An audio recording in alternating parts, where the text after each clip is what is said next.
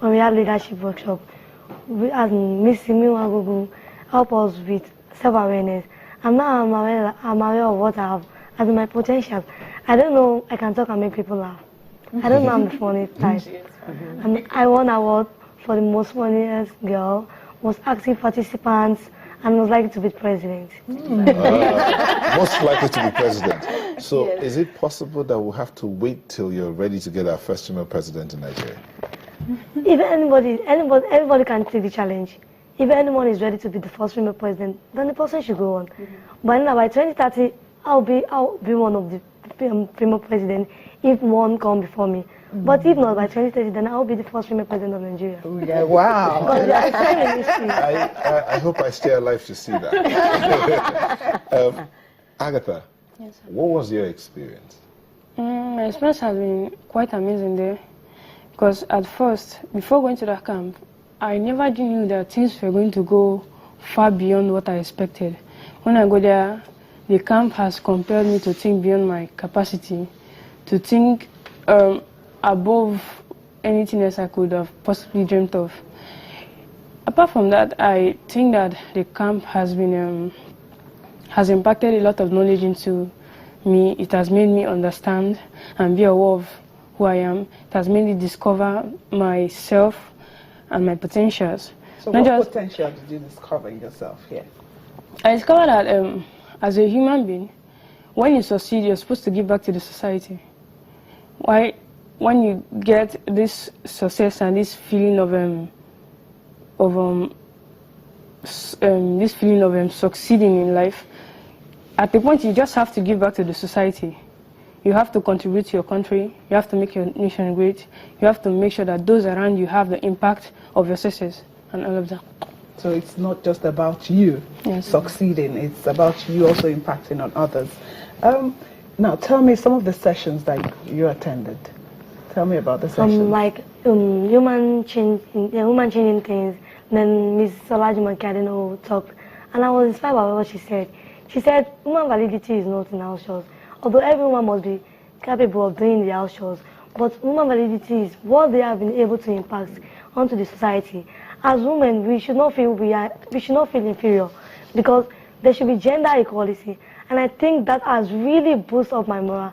And I'm sure that by the time I get back to school, I will be able to tell all my classmates, because I attend an only girls' school, so I'll be able to tell all my classmates, that everybody in my school, that as women we have to contribute our own quota to the society. We shouldn't think Nigeria is a man world only. No, it's for everybody. So I'll make them realize that there should be gender equality, and we should work towards that, because we are the present generation.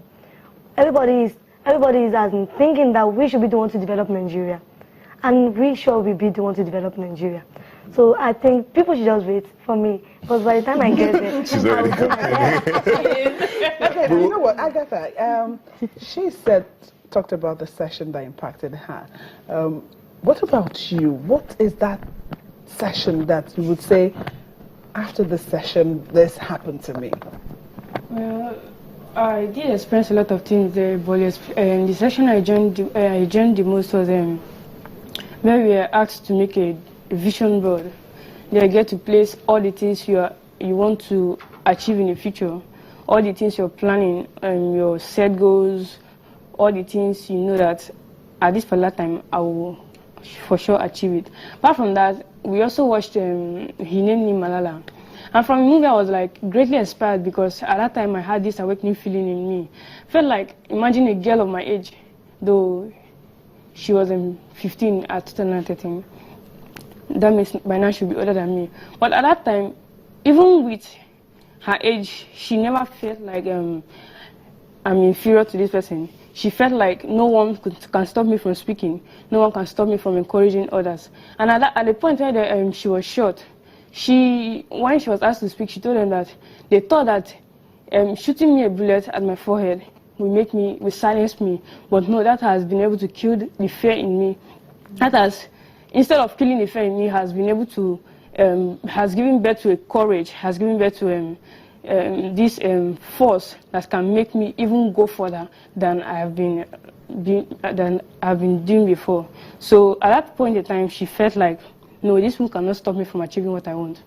At that point, she felt like the world is mine. I can dominate it, and no one can stop me from getting what I want in this world. So it's about determination too and focus. Yes. I want to stay with this young people. I don't want to. No problem. Yeah.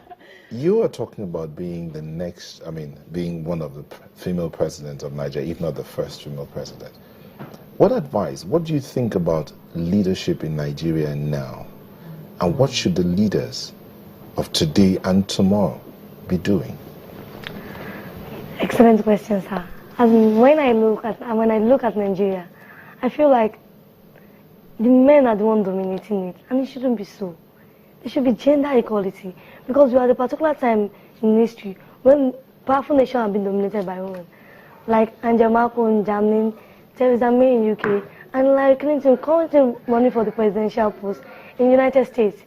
So Nigeria also should empower our women to have that goal, to have that vision, that there should be gender equality, that they can also do it.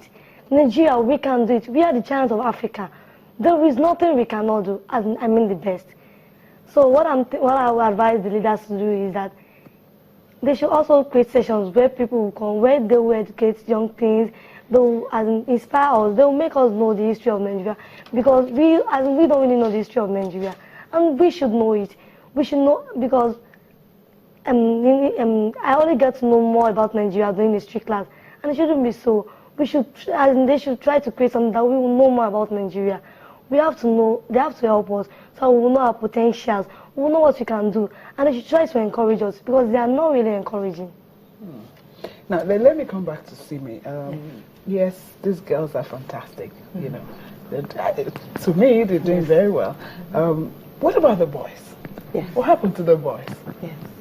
I'm a mother of boys. Everyone keeps asking me, why don't you do programs for boys? I'm a mother of boys, and I really love my boys, and I really do think that we need to have both men and women. All our programs are co-ed, by the way. There was a program that called us a girl NGO. We're not a girl NGO. In fact, there are more boys in our programs than girls. This particular program was picked for girls, but we do have, our venture in management program, for example, is our program for youth coppers, and is usually about 70% men and 30% women. And in that program, it's actually a mini MBA where we take them to the Lagos business schools and they learn the real rudiments of leadership. And they come out of it understanding the same thing some of these girls have understood, that as a leader, I'm not only in it for personal success, for social responsibility. So I would say, on average, we have more boys in all our programs, and we definitely will be creating an alumni club, which also will be doing some leadership empowerment programs for boys and girls. We're going to select about 100 to 200 outstanding students every year, and those are boys and girls, to go through this intense mentoring and programming that we want for particular leaders. We'll identify the characteristics we want in our leaders and really put these boys and girls through it. So we definitely have programs for boys. They are not left out. Okay. This one just focuses on girls. Yes, and that's to even, she mentioned some of the things that they learn. It's to even the gap of inequality, of unemployment. We realize that when you educate a woman, you educate the nation, right? It's a cliche at this point, but it hasn't been materialized because we still have more men in school than women, and in leadership positions than women. So it's not to say girls are superior, it's just to reduce balance, the gap. yeah, especially that mental balance. What about the question of follow-up? If you have done this for thousands of girls, thousands of school children,